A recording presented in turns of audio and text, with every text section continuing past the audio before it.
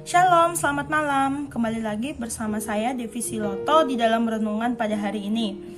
Malam hari ini saya akan membawakan renungan yang saya ambil di dalam Markus 10 ayat 47. Saya akan bacakan terlebih dahulu.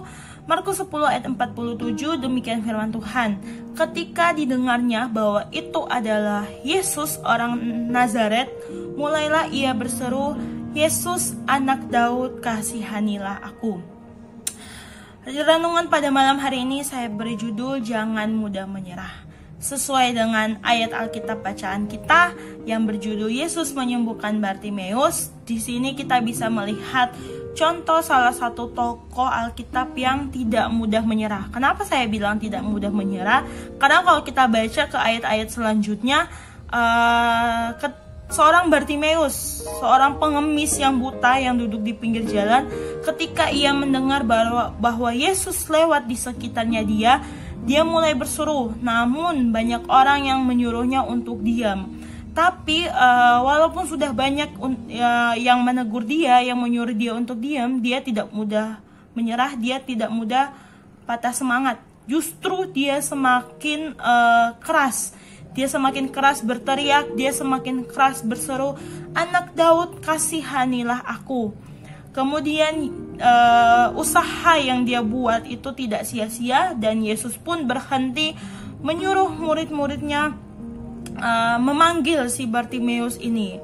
Kemudian setelah dipanggil, Yesus bertanya kepada Bartimeus, "Apa yang kau kehendaki supaya aku perbuat bagimu?"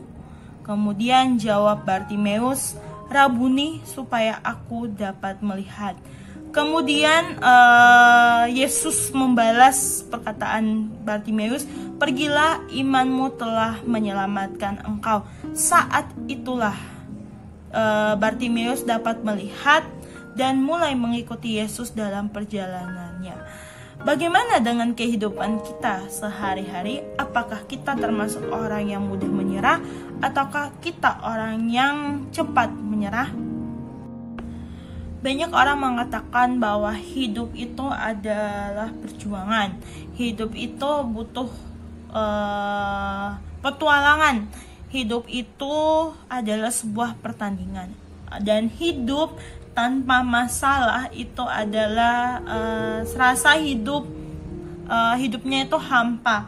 Memang benar semua yang dikatakan oleh orang-orang tersebut. Ketika kita hidup, kita tidak mungkin akan melewati yang namanya jalannya lurus ke depan, dan tidak mungkin keadaan kita bakalan selalu baik.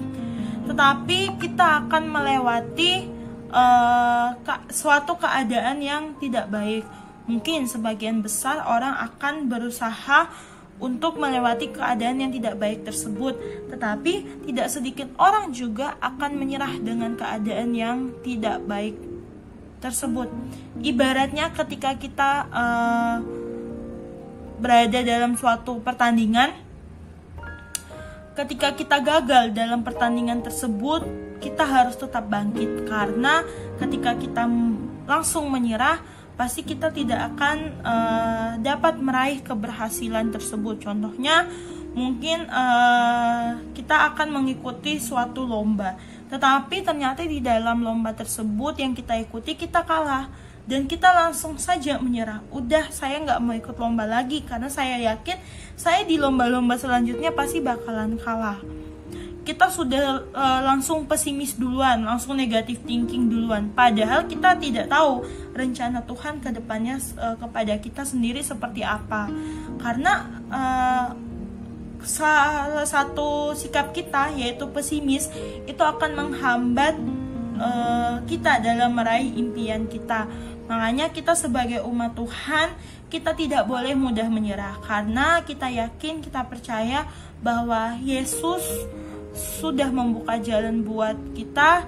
Yesus akan selalu ada buat kita. Yesus akan selalu bersama-sama dengan kita dalam melewati setiap masalah kehidupan kita, setiap jalan kehidupan kita.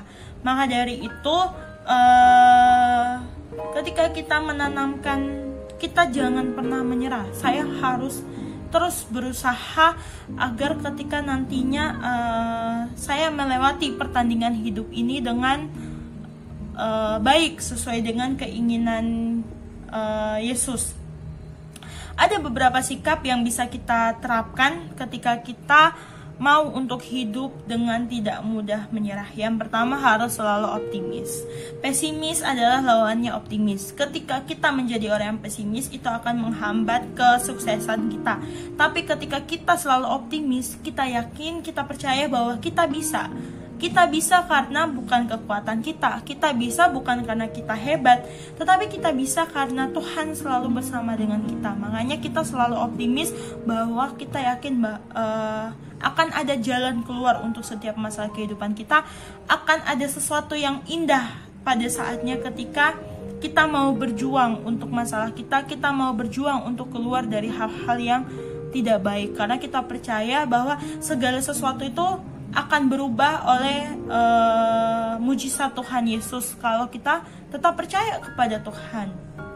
Kemudian yang kedua adalah kita harus yakin bahwa kita adalah orang-orang yang menang di dalam Tuhan.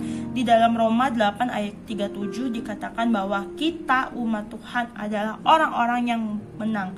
Kita keluar sebagai pemenang. Karena seorang pemenang bukanlah seseorang yang mudah menyerah pada apa yang dihadapi, tetapi akan selalu berusaha ketika ia gagal. Ia akan selalu bangun ketika ia jatuh. Ia akan selalu bangkit ketika dia merasa paling terpuruk, sampai akhirnya kita berhasil memperoleh kemenangan.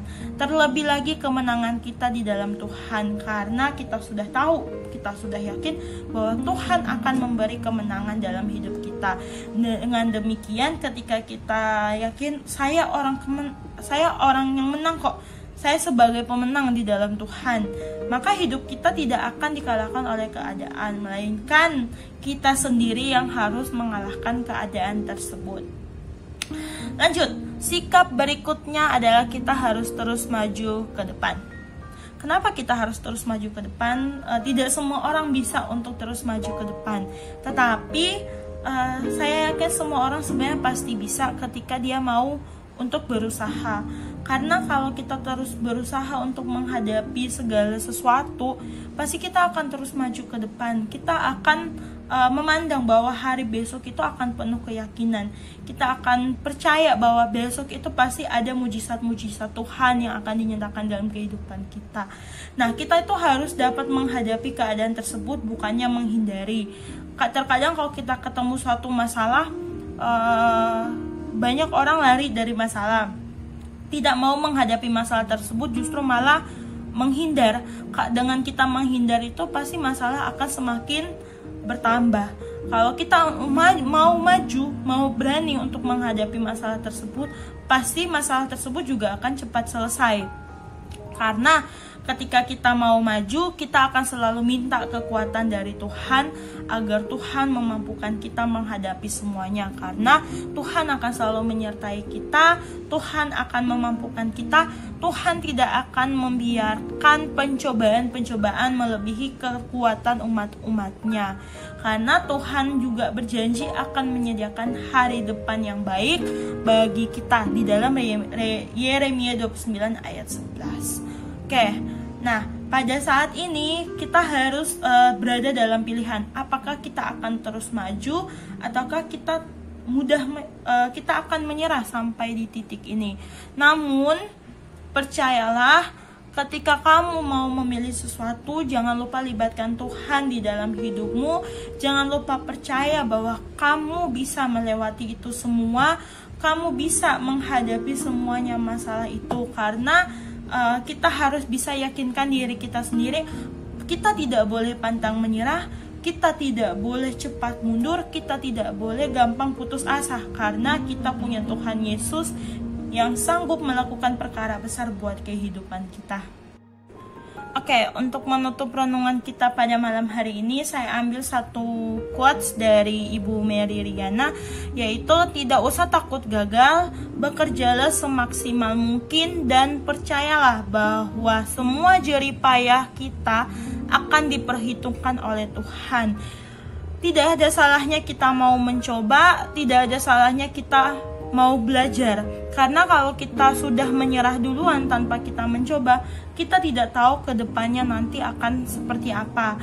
Namun ketika kita mau belajar, ketika kita mau mencoba, tantangan-tantangan hidup itulah yang akan membentuk kita. Tantangan-tantangan hidup itulah yang akan menjadikan kita semakin terus maju menghadapi setiap masalah, setiap hal yang tidak baik di dalam hidup ini. Yang terpenting kita harus selalu melibatkan Tuhan dalam setiap detik kehidupan kita. Itu tadi firman Tuhan renungan singkat pada malam hari ini.